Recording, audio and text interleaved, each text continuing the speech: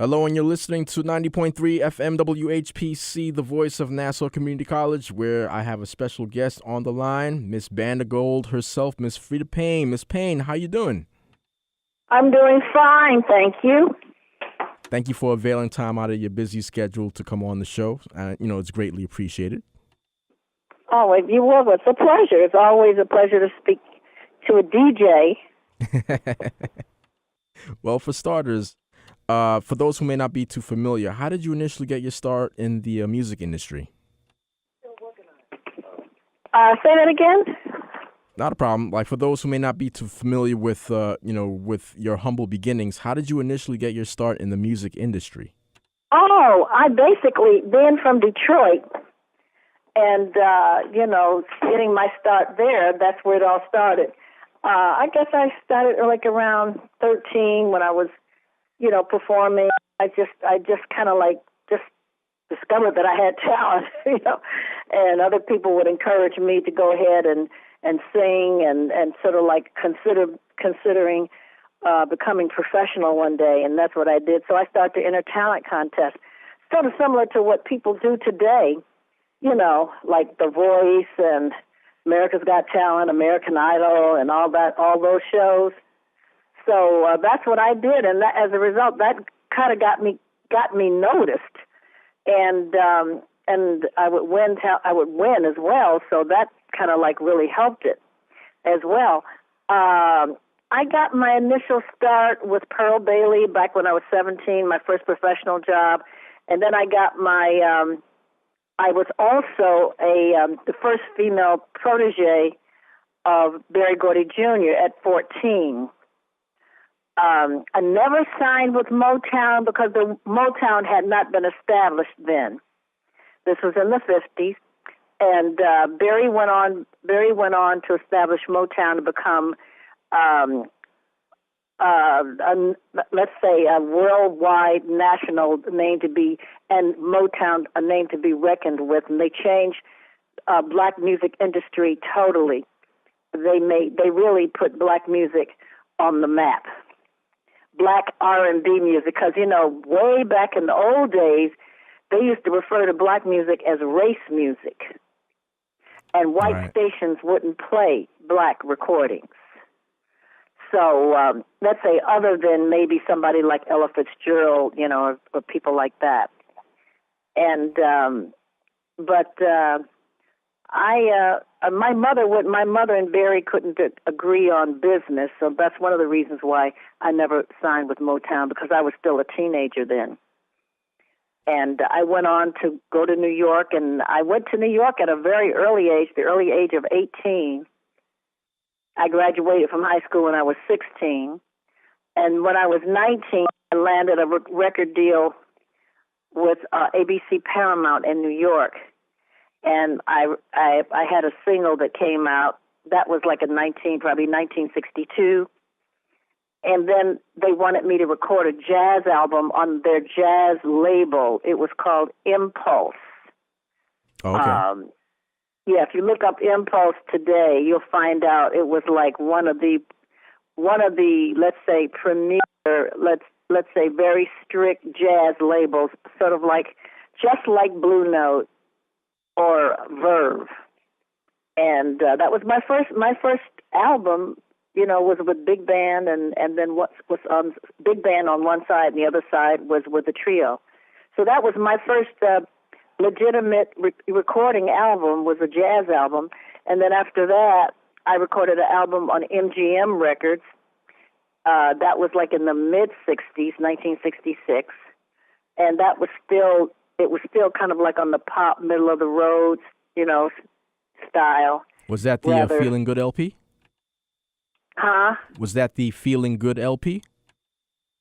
That song was on there, yeah, Feeling Good. The title of the album was How Do You Say I Don't Love You Anymore? Oh, okay. And the first album on Impulse was called After the Lights Go Down Low and Much More. So then finally I signed with Invictus in the late 60s, like it was about I signed in 1968 and 1969. We recorded a lot of stuff in Detroit, and then February of 1970, Band of Gold was released. So I think I've answered most of that. So how was that experience recording Band of Gold? Did you did you and Holland Dozier Holland hear it and immediately felt that it was a hit? I didn't, and I don't know if they did either, because we record. I don't think they did, and the reason why is because the first song they released from the album was The Unhooked Generation, which tells you they weren't thinking that was the strongest song. They were thinking that The Unhooked Generation was. And because to tell you the truth, I liked The Unhooked Generation. I thought the track was really, really, driving and really, really hit. And Band of Gold was the second single release. Interesting. Mm-hmm. So, and the follow-up single after that was it Bring the Boys Home? The follow-up single was Deeper and Deeper. Oh, Deeper and Deeper. Okay. Yeah, and that charted, but it didn't go all the way. It didn't go do like Band of Gold, but it charted.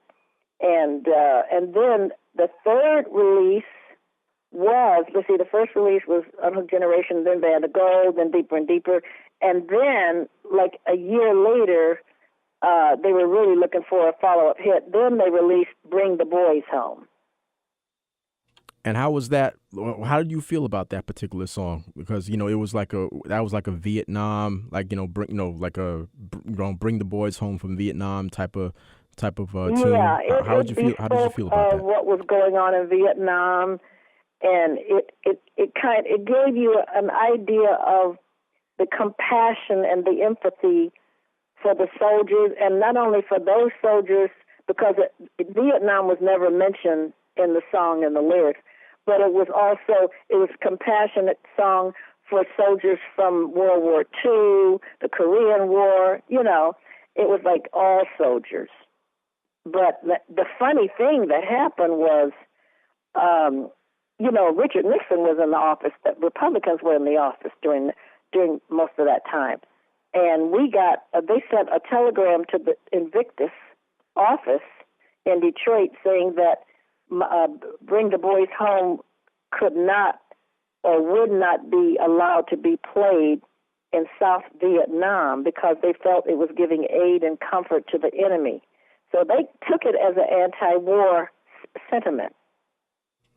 But the thing is that all these years, like 40-something years now, all these years, every time I run into, down through the years, a Vietnam vet, a former Vietnam vet, they always tell me that song was welcome, and they said it helped get them through. Yeah, because it really was doing the opposite. So it shows you how stupid sometimes the government is. Yeah, because that's a song that's a very uplifting, optimistic, kind of tune. Yeah, it's sort of like it was totally misunderstood by the hierarchy, in the let's say the White House or the government. Now we were discussing, or rather, you brought up the song, one of your most sampled tunes, coincidentally, Unhooked Generation. How do you feel about hip hop, producers and rappers alike who sample your music and things of that nature? Well, I basically, right off the bat, I have twofold. One feeling is that, hey, I'm not getting paid. It's like somebody stole a part of me, is using a part of me without compensation. And then the other part of me is like, wow, they thought enough of my music. They felt my music was that good that they wanted to sample it. Yeah, I mean, there's like to add to their music to make it better. Right. Have you heard any of the songs that have used your music? I heard the only one I can think I really did listen to intently because it was played a lot was that one by Styles P. and it wasn't on Invictus. This was on Capitol. It was called "I Get High on Your Memory." Yes, that's that was right. the name of the song. "I Get High on Your Memory," and they sampled that. What they did was they sped it up, and they just kept repeating, "I get high on your memory," "I get high, I get high, I get high, I get." They sped it up. Yeah, that's and I sound like Minnie Mouse on it. But what they did, they changed the meaning to mean what it wasn't supposed to mean. What was it supposed to mean? It was like, I get high on being in love with you. I get high on thinking about you and being in love with you, and like a love that's song. what it was supposed to mean. Right, like a love song. I get high on a human being, not on a substance, like some weed or whatever you're going to be doing. Right. No, I understand. Or some, whatever they do now. I don't know what, they got so many new things out now. Are you aware of other rappers who have sampled your music besides Styles P? Because I mean, you've been sampled quite a bit in hip hop history. I am not aware of all of them. I would like to know some of them, so maybe I can go after some of them. Oh man, but you've played an integral role in the development of hip hop. I mean, you've pretty much your sound has helped shape, late 80s, early 90s hip hop in a very positive manner. And I'm glad, once again. Well, it'd be nice, it'd be nice if I could, if somebody wanted to sample my stuff, it'd be nice if they came to me and wanted to conjoin, kind of do a something with me, like a collaboration. Legitimately. Right. Hey, that may not be too far, not too far around the corner because I'd be open to that. I'm still out there. I'm still doing my thing. And speaking of, I mean, you right now you're performing jazz. You're a jazz singer now, right? You're going back to your roots. I was always a jazz singer, but I was singing R&B and doing pop at the same time. I always was a jazz singer. Who are some of your influences coming up? Ella Fitzgerald was one. Sarah Vaughan, Gloria Lynn, people like that. Okay. And, because I do legit theater too, like musicals. Right. Musical plays. And I have done the musical play called Ella Fitzgerald, First Lady of Song. I play Ella on a theatrical stage in a play. Oh, okay. I do that. And I've done the musical that was on Broadway back in the 80s, Duke Ellington's Sophisticated Ladies. Yes. Phyllis Hyman started out in that. And Gregory Hines. I've done several. I've done like 8 companies of that, of Sophisticated Ladies, starting from the 80s on up through, let's say, the late 90s. Okay. And anything that you're any gigs that you're performing at, currently? Well, I do some gigs, not as much as I used to, but I do a few gigs here and there. Okay. Yeah. Okay. I know I'm going to be in Dallas September the 2nd. It's called the Riverfront Jazz Festival. Right. That's September the 2nd. Okay. Yeah, I'll be doing that. And there'll be some other things coming up as well. And even though I have a website. People can go to the website and just see what's going on. It's FredaPayne.com. Okay. All right. Definitely. And during your jazz set, do you still perform some of the R&B classics that you're known for?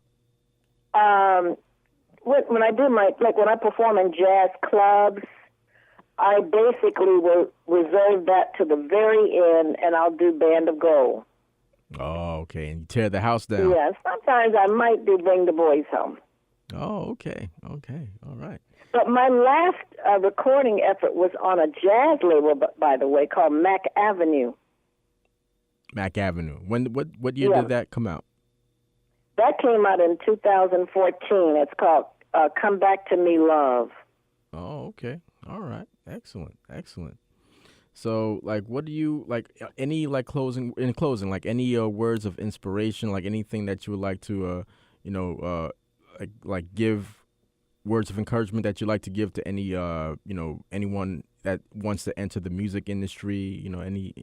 Any inspiring words. Well, I would tell them to, because see, the industry itself has totally changed. It's like a whole nother animal, and nowadays you have to just literally, create your own projects and put stuff on YouTube. That's what people are doing now. Or enter talent contests, audition you have to audition to get on a talent show. It's not easy either. Yeah. Like The Voice and X Factor and America's Got Talent. You have to go to these places and and go through that process. And if you're lucky enough to get on, that's great exposure.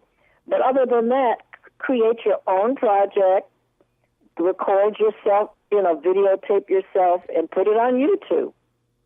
And say, hey, I'm available for bookings, or you want to be discovered.